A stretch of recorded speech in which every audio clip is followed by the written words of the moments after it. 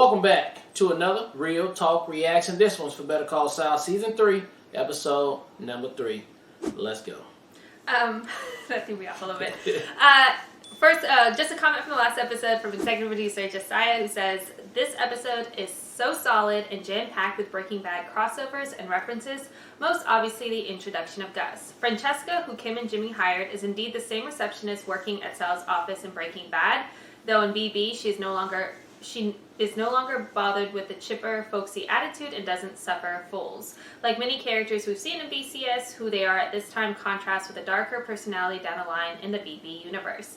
Speaking of down the line, you asked in this reaction what year it is. Where we are right now in the show's setting is around 2002 to 03, approximately 6 years prior to the events seen in Breaking Bad, which is set in the late aughts.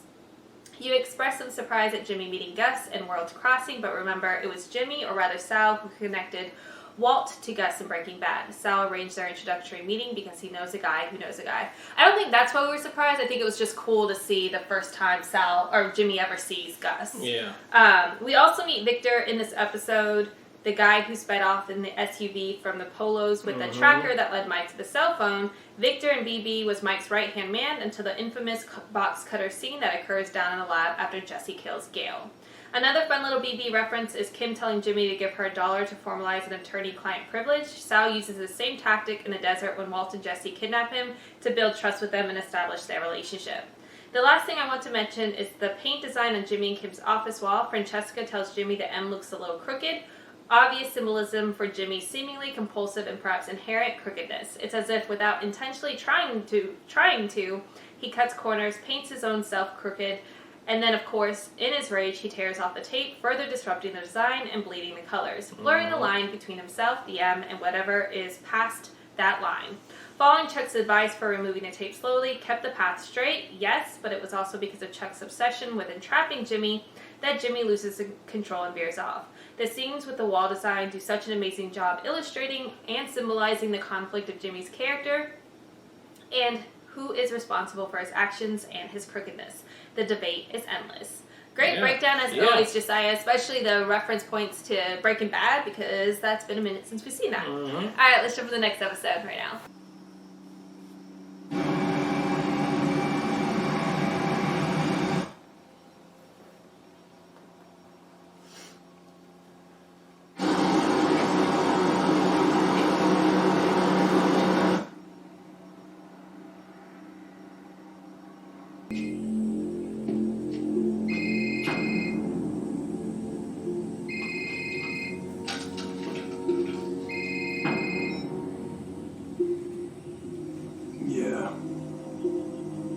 May I assume that you are armed? Yes. I do not wish to see your gun. If I don't, I promise you won't see mine. Are we in agreement? We are. Expect 2 cars when we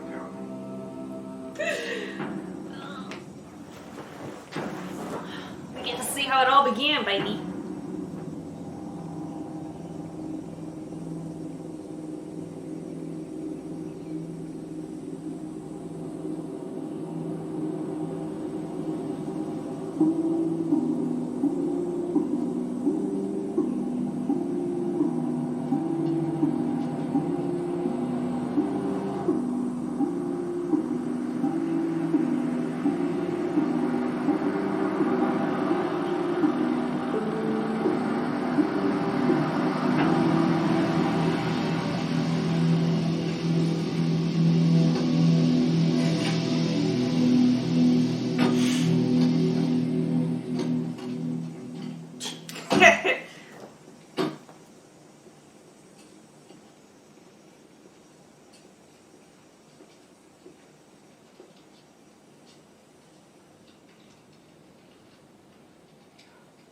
You care to elaborate? It's not in my interest for Hector Salamanca to die. At this time. At this moment. Who is he to you? An associate of an associate. How very specific. Who is he to you? We had a disagreement. He threatened my family. I'm not going to let that go. But You had let it go. You'd taken his money. Your family was no longer in danger.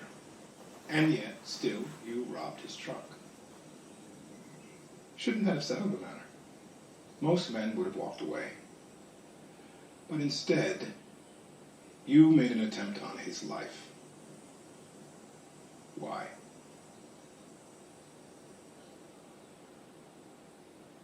I understand that a civilian found the driver after you robbed the truck.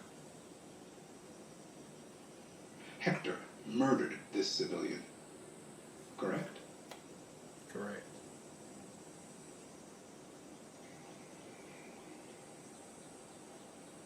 He wasn't in the gang. I can't allow you to kill Hector. However, I am not completely unsympathetic to your sense of justice. You hurt Hector when you robbed that truck. You hurt his business, his pride, quite effectively.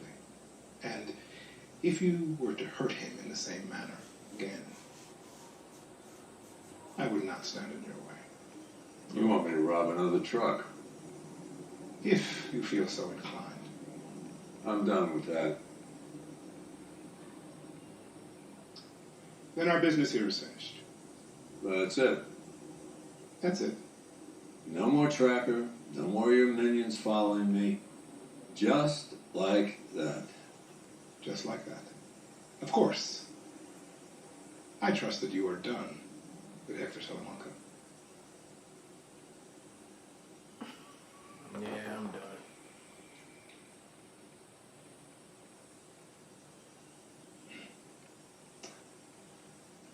Goodbye, Mr. Ermentrout.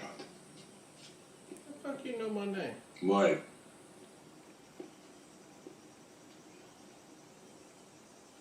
You want his truck searched because you want to disrupt his supply line. Hector's your competition. Why do you ask? Because I'm not done with Hector Salamanca.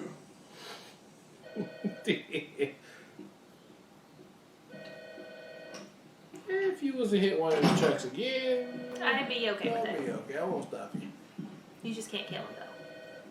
But Yeah. why were you even there in the first place? How did you even know to Jimmy be there? Miguel, how may I help you today? Hey, it's me. Oh, hey, Jimmy. Listen, something's come up and I need you to reschedule all my appointments for tomorrow. Oh, okay. When do you want me to reschedule for? Let's talk about it tomorrow. Sure thing. Oh, and do me a favor. Tell Kim I won't be back in tonight. Will do. Okay, that's it. Have a great night.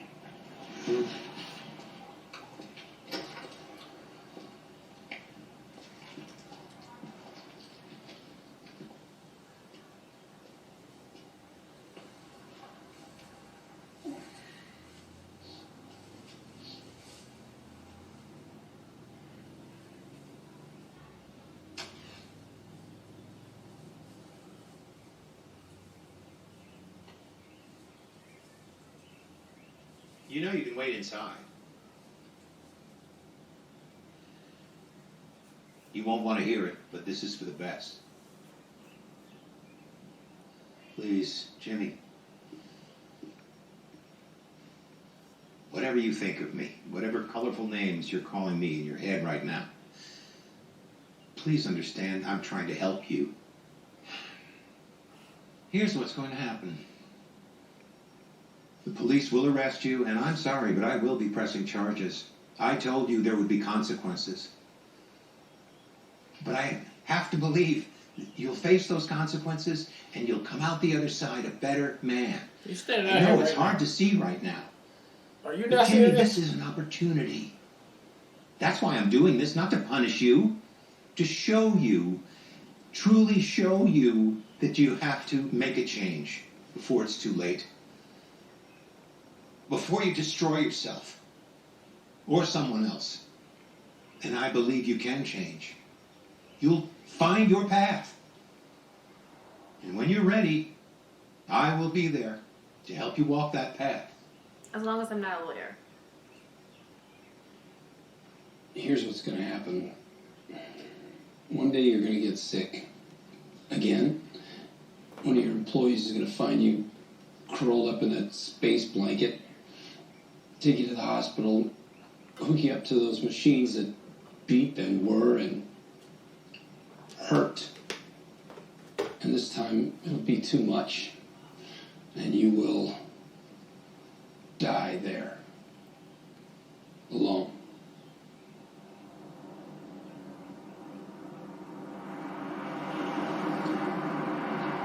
Here's my ride.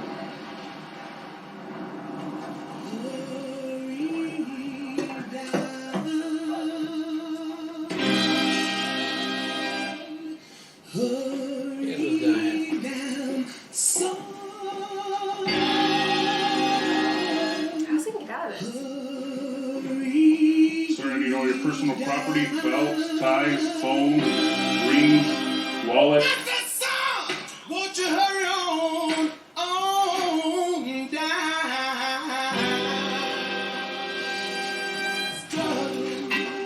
Need your socks and shoes placed in that bag.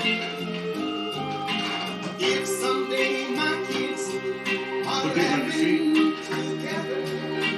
Follow me this way. things that I never Turn to the right. Turn to the left. Face me. Left hand.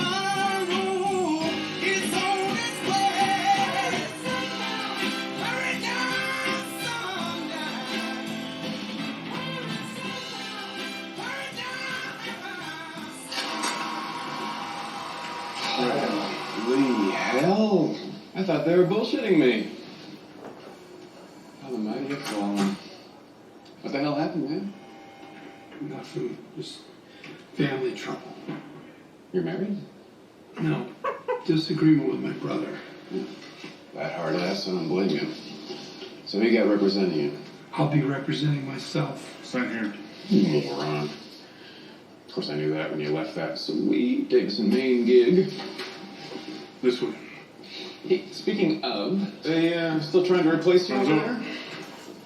How's, Omar? Why, are you looking to make a change? I'll leave all this glamour behind. Hey, who do you think's gonna catch this? It depends on who's available when it comes in. Face me. You think you might be available? Run your hands through your hair, Come on. please. Don't you want to throw the book at me for old time's sake? I'll see if I can work some magic. But those decisions are really above my pay grade. Oh, yeah? When did they start paying you?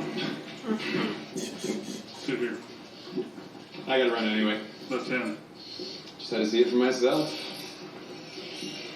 Jimmy McGill getting fingerprinted with the hoi polloi. Well, I'm glad you enjoyed the show.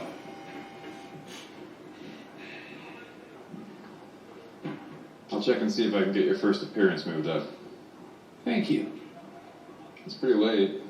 Chances are you're spending the night. You, gonna be okay? Beats the back of a nail salon. I do not doubt that, my friend. Do not doubt that. But pick the biggest guy, punch him as hard as you can. Okay? Show dominance. Right. Thanks. Got it. Dominance. You, do know how to throw a punch, right? Yeah, all right. Goodbye.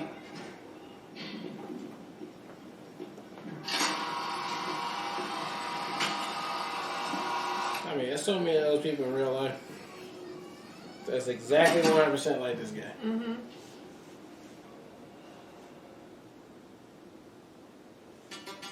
It's not like he hasn't been in jail before. Yeah.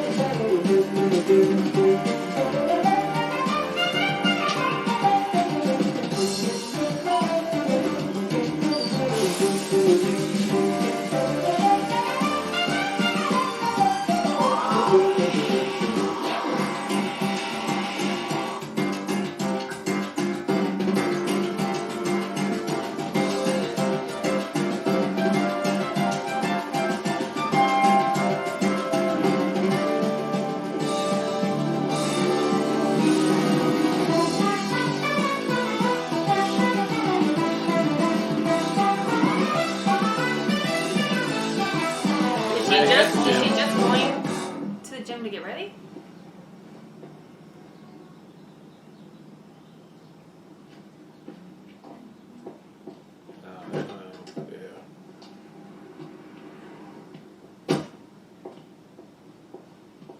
Hey, can I talk to you? Sure, Ernie. What's going on? Mr. McGill fired me. Why? What happened? I don't... Because It you doesn't matter. went and told. I just... You did exactly Is what he Jimmy thought you okay? would do. I feel bad. Like, it's my fault. I didn't mean for this to happen. What happened to Jimmy?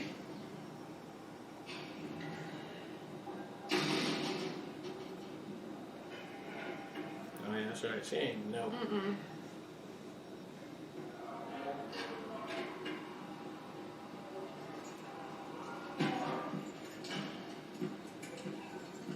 McGill?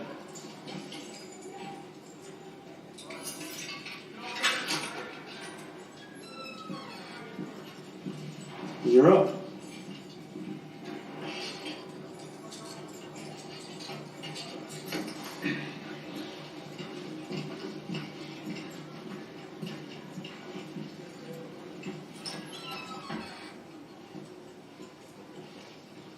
We've got CR2003113081. He got pushed up to the deck.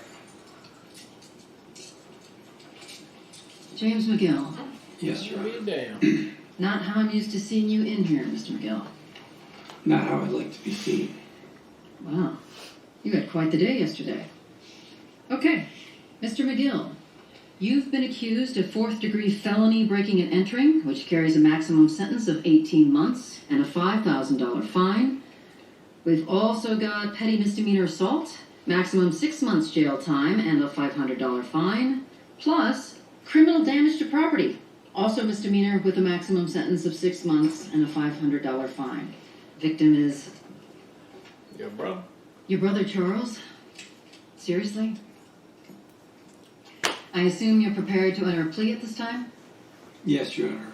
I wish to enter a plea of not guilty. The court accepts and enters the defendant's plea of not guilty. Now, Mr. McGill, have you secured counsel? Yes, Your Honor. Kim Wexler. I'll be representing Mr. McGill in this matter. Just in time. Let's enter Ms. Wexler as Thank the goodness attorney. Ernie came over right in time. Yeah. I'll be representing Hey, you myself. gonna represent? I strongly advise against that, Mr. McGill. You know what they say about a man who represents himself. I'm aware, but as you know, I've defended many people in the criminal justice Your system. Honor, may I have a moment to speak with my client? Sounds like he's not your client. Mr. McGill, would you like to take a moment to discuss this with your potential counsel? No, Your Honor, I'm all set. I'm going to represent myself. Your Honor. Not your client, Ms. Wexler. I'm sorry, I'm moving on. You two can work this out on your own time. I'm sorry I didn't call you, but then I thought I'd tell you in person. Mr. McGill. So, on to the issue of bond. You have no priors and no outstanding warrants. And where are you currently practicing law? I haven't seen you in my court in a while. Elder law. What a noble pursuit. One I hope you get back to very soon. Well, given your ties to the community, I see no reason to deny you bond, which I set now at $2,500. Don't you only get a 10% down there, Okay.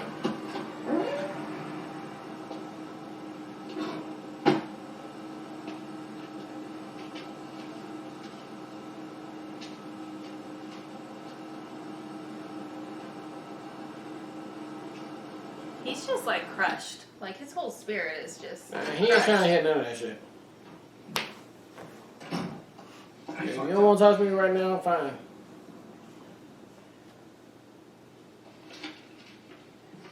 Chuck bamboozled me again.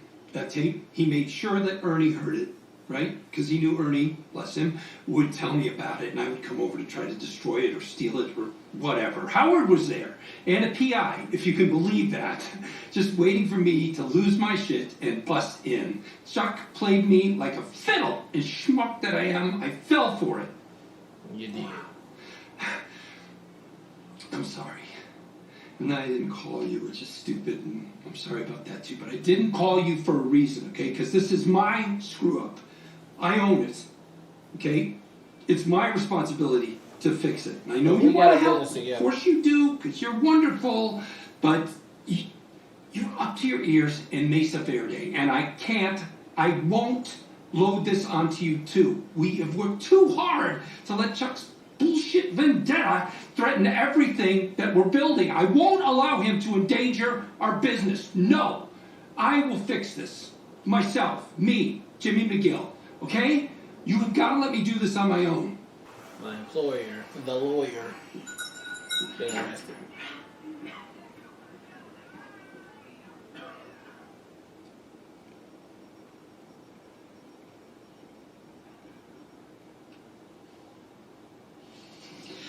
Muy bien.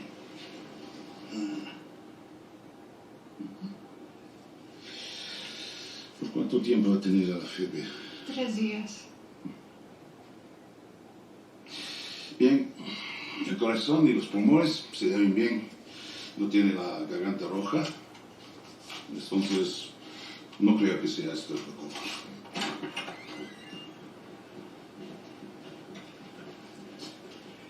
¿Crees que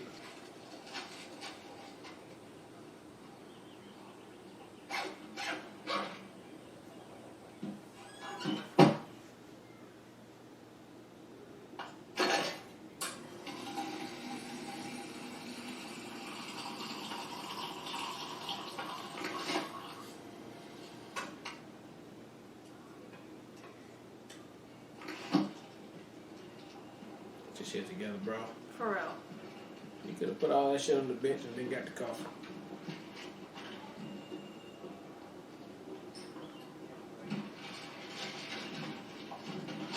Why are you so to take this whole bench? Babe, you got so much room. Eat my Cheetos. Oh, he makes his chips. Oh, well.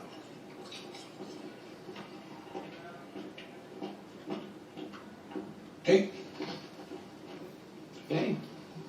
Is somebody sitting here? No. While he's over there snacking on chips, he got a whole lunch. So how was it? How was what? Your night in MDC. I caught up with a few old clients. Yeah. What? No. Yeah. This whole thing is a big misunderstanding. Mm-hmm. There's absolutely no way it's going to trial. Who wants that hassle? Not me. Sure, the lucky soul if the DA's office catches this. Looking at an easy clear. Felony in there, right? That would be go ahead. Classic case of overcharging. No offense.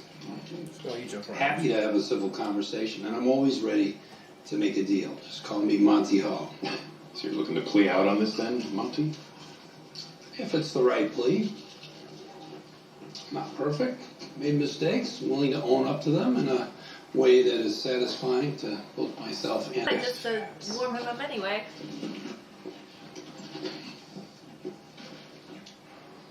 So they let you keep the car? What? Davison, Maine. They let you keep the German car? They did not. No. That blows. That blows. He's so envious of that damn position. He cannot stop talking about it. Are they still looking to replace you? I don't even think he's good enough to even work there. Well, he think he would want to get a job over there.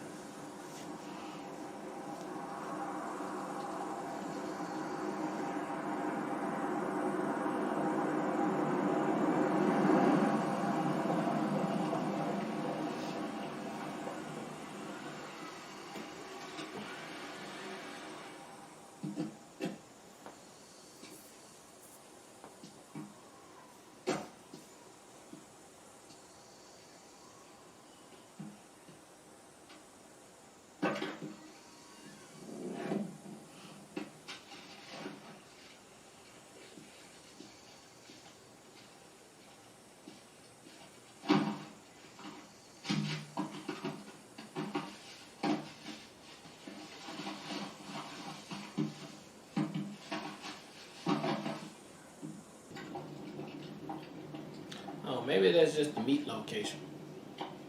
You know where he's supposed to meet at. So you put the drugs in the shoe, though. Yeah. Miss Hay? Mr. McGill?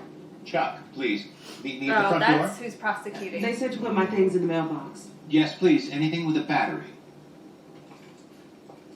I can't believe people just complicit with this shit. What? Did your brother Everybody? ever have a key to the house? Before the recent trouble, you mean? He brought me my groceries and sundries. But we had a falling out. I have an employee who does all that now. You took away your brother's key when you hired this employee? I changed the locks. Going back to the confrontation, so I have it absolutely clear. Did he strike you? No, nothing like that. He backed me into a cabinet. Did he have a weapon?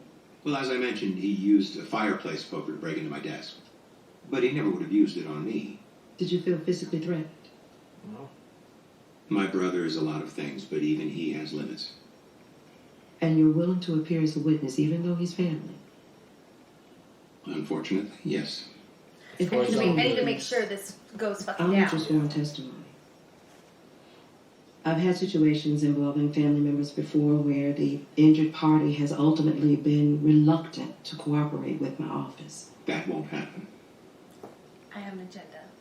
I am committed to seeing this I'm through. curious about Because your it's strategy. the best thing for Jimmy. Well, as officers of the court, I feel we should be held to a higher standard. I don't intend to take it easy on your brother just because he's a lawyer. Of course not. The bone of contention is going to be the felony breaking. You know, Jimmy has a good heart. I'm sure he does. It's not an excuse for what he's done. But he's my brother. Here we go. And I know... That's what she said. See, here we go. He's emotional. He flies off the handle. I understand, but this is more than flying off the handle. I'm You not set going him to up defend his actions. completely to react this But I way. can't help wondering if there's not a better solution for everyone. Just take his bar license, babe. Yeah, just he can't be a lawyer no more. I mean, that would happen even if he went to jail. Hell yeah, if he got the felony, but he don't want him to go to jail. He just wants something small that can hurt him enough that he can be satisfied with. I don't know if the shoes we saw at the beginning were the same. Weren't they more white? No, they was that. Just fucking faded as hell Oh, okay. from the sun.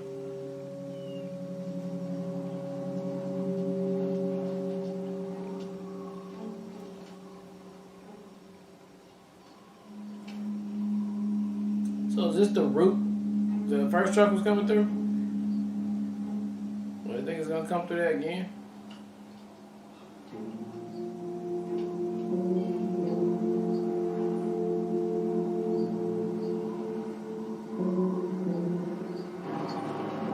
Oh, maybe it's like gunpowder or something. And he's gonna shoot the shoe. Oh, I don't know. That makes no sense.